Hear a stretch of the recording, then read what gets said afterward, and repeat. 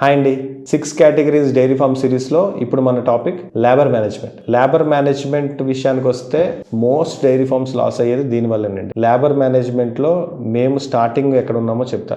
బీహార్ వాళ్ళు ఉంటారు, బీహార్ వాళ్ళు హర్యానా బఫెలోస్ బాగా చేస్తారని తెలుసు. బట్ బీహార్ వాళ్ళని తెచ్చుకోవడం భయం వేసి మేము ఫస్ట్లో ఒక లోకల్ లేబర్తో స్టార్ట్ చేసాం. లోకల్లో ఒక ఫ్యామిలీని తెచ్చుకొని అతను ఏమన్నాడంటే నేను నాకు ఆవులు గేదెలు అన్నీ వచ్చాయంటే ఒక 10 గేదెలు నేను పాలు తీసేస్తాను అన్నాడు.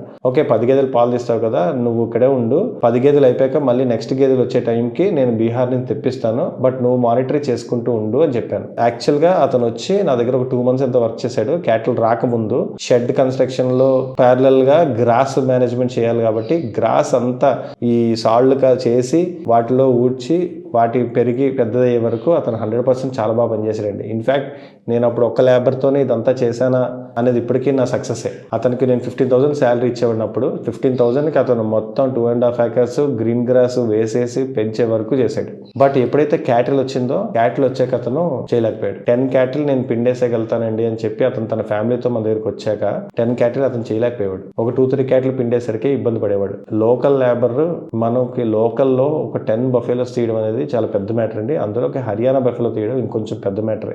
అలాంటి స్కిల్ ఉండేవాళ్ళు చాలా తక్కువ మందే దొరుకుతారు. ఎక్కడో కానీ అలాంటి స్కిల్ ఉండేవాడు దొరకడు. అప్పుడే నేను మిషన్ కి కన్వర్ట్ అవుదాం అని చెప్పి ఒక మిల్కింగ్ మిషన్ కూడా తీసుకున్నాను. బట్ బఫెలోస్ కి మిల్కింగ్ మిషన్ ఎందుకో వర్క్ అవ్వలేదు అప్పుడు నాకు. ఇప్పుడు బఫెలోస్ కి మిల్కింగ్ మిషన్స్ చాలానే వర్క్ అవుతున్నాయని వింటున్నాను. I want to try. అయితే అప్పుడు క్యాటిల్ తో ఎవరైతే వచ్చారో వాళ్ళనే, ఆ బీహార్ వాళ్ళని అక్కడ ఉండిపోమని చెప్పాము, మాకు వేరే బీహార్ వాళ్ళు సెట్ అయ్యే వరకు. అప్పుడు నేను అక్కడికి వచ్చిన తర్వాత ఆ క్యాటిల్ తో వచ్చిన లేబర్ నే మన ఫామ్ లో ఉంచి నేను మెయింటైన్ చేయడం స్టార్ట్ చేశాను. బట్ వాళ్ళు ఎప్పటికైనా నేను వెళ్ళిపోతామండి, మీరు ఫాస్ట్ గా చూసుకోండి అంటే వేరే బీహార్ లేబర్ వస్తారని చెప్పారు. యాక్చువల్లీ 10 క్యాటిల్కి ఒకరు సరిపోతారండి. బట్ అతనికి ఇంకొకతను జోడీ అని చెప్పి ఇద్దరు వచ్చారనమాట. ఇద్దరికి నేను 15,000 చొప్పున 30,000 పే చేసేవాడిని. ఒక పర్సన్ కంప్లీట్ గా క్యాటిల్ మీద ఉంటే ఇంకొకతన్ని ఈ 2.5 acres లో గ్రీన్ వాటర్ చూసుకోమని చెప్పేవాడిని. అతను పొలానికి వాటర్ పెట్టి గ్రాస్ కోసుకొని ఆ గ్రాస్ తెచ్చి ఇక్కడ పెట్టడం మాత్రమే అతని పని. ఇలా ఇద్దరు చేసుకునేవారు. బట్ ఐ నో ఇంకో 3 months లో సెకండ్ బ్యాచ్ వస్తుంది కాబట్టి అప్పటి వరకు తప్పదు, ఎక్స్పెన్స్ మనకి ఎక్కువైనా అని చెప్పి మనం ఇవ్వడం స్టార్ట్ చేసాం. సెకండ్ బ్యాచ్ వచ్చే టైంకి ఈ గ్రీన్ ఫాడర్ కి నేను లోకల్లో 10,000కి లేబర్ ని పెట్టాను. ఈ ఇద్దరు కలిపి 20 క్యాటిల్ చూసుకోవడంలో అక్కడ గ్రీన్ ఫాడర్ కి అలవాటు పడిపోయింది. అక్కడ పెద్ద పని లేదు. ఆ పనికి అలవాటు పడిపోయినాడు. ఈ పని చేయడానికి ఇష్టపడలేదు. నాకు ఇంకొంచెం శాలరీ కావాలి సార్ అని చెప్పాడు. నేను ఇంపాసిబుల్, మీరు ఒప్పుకున్న పనే కదా ఇది, 10 బఫెలోస్ కి మార్కెట్ లో 15,000 ఉంది, అది నేను మీకు ఇస్తాను, సో మీరు చెయ్యాలి అంటే ఒక 2-3 days లో గొడవ పట్టుకుని ఇద్దరు బీహార్ వాళ్ళు వెళ్ళిపోయారు. అక్కడ నుంచి బ్యాచ్ వస్తూనే ఉన్నారు, చేస్తూనే ఉన్నారు, సెట్ అవ్వట్లేదు, వెళ్ళిపోతూనే ఉన్నారు. బ్యాచ్ వెళ్ళిపోతే మా ఇంట్లో వాళ్ళు లిటరల్లీ క్యాటిల్ ని కడుక్కోవడం, ఇవన్నీ క్లీన్ చేసుకోవడం అంతా చేసేవారు. ఒక్క పాలు తీయడం మన ఇంట్లో వాళ్ళకి రాదు కాబట్టి మళ్ళీ లోకల్లోకి 2-3 తెచ్చుకొని డైలీ పేమెంట్ ఇచ్చి పాలు పిండించుకోవడం, హ్యాండ్ మారడం వల్ల పాలు ఫుల్ గా రాకపోవడం, ఇలాంటి లాసెస్ చాలానే చూసానండి.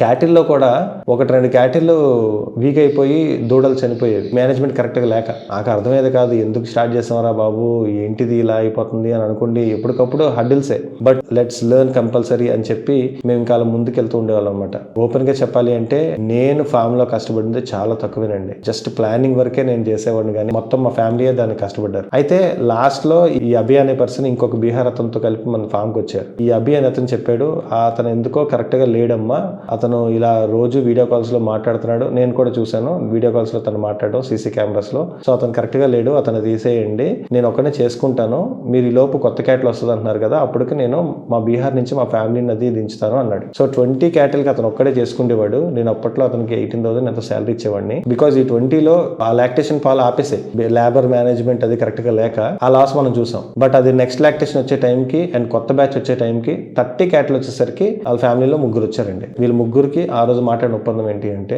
ఇద్దరు ఇక్కడ పని చేసుకోండి, ఒకరు బీహార్కి వెళ్ళిపోండి, బికాస్ ఇద్దరి మీద 30 క్యాటిల్ మేనేజ్ చేయొచ్చు. కొన్ని పాలిచ్చి కొన్ని ప్రెగ్నెంట్ ఉంటాయి కాబట్టి వాళ్ళు అలా మేనేజ్ చేసుకుంటూ ఇవాళకి మన ఫామ్ లో నడుస్తున్న ప్రాక్టీస్ అదేనండి. ఈ ఒక్క విషయానికి చాలా మంది నన్ను బ్యూటిఫుల్ గా క్రాక్ చేసామని అంటారు. బట్ కొంతమంది నన్ను పర్సన్ లేకుండా జీతం ఇవ్వడం ఏంటి అని చెప్పి అంటూ ఉంటారు. మార్కెట్ లో 18,000 శాలరీ అండి 10 క్యాటిల్ కి. బట్ మన ఫామ్ లో 30 క్యాటిల్ కి మనం ఇప్పటికీ 45,000 శాలరీ ఇస్తున్నాం. బట్ 2 persons ఇక్కడ ఉంటారు, ఒక అతను ఊర్లో ఉంటాడు. చెప్పాడు. సో ఇది మనం ఫార్మ్ లో నడుస్తున్న ప్రాక్టీస్ అండి. ఫ్యూచర్ లో నేను ఏం చేయాలనుకుంటున్నాను అంటే క్యాటిల్ ఇంక్రీజ్ చేయాలంటే లేబర్ ని ఇంక్రీజ్ చేయడం మన వల్ల కావట్లేదు కాబట్టి మెజారిటీ ఇప్పుడు 10 క్యాటిల్ చూసుకుంటున్న లేబర్ కి మాక్సిమం మిషనరీతో వాడి వర్క్ స్ట్రెస్ తగ్గించి వాడికి 20 క్యాటిల్ అప్పచెప్తామని ఫిక్స్ అయ్యాను. సో మిషనరీ మీద ఆధారపడి లేబర్ ని తగ్గించుకుందాం అనేది నా ఫ్యూచర్ ఐడియా. అది ఎలా చేద్దాం అనుకుంటున్నాను, ఈ ఇయర్ లో నేను ఎంత అచీవ్ అవుతాను అనేది let's see. Thanks for watching frames and farms. మా కాంటెంట్ మీకు నచ్చితే please do subscribe, join our community and let's grow together. Thank you.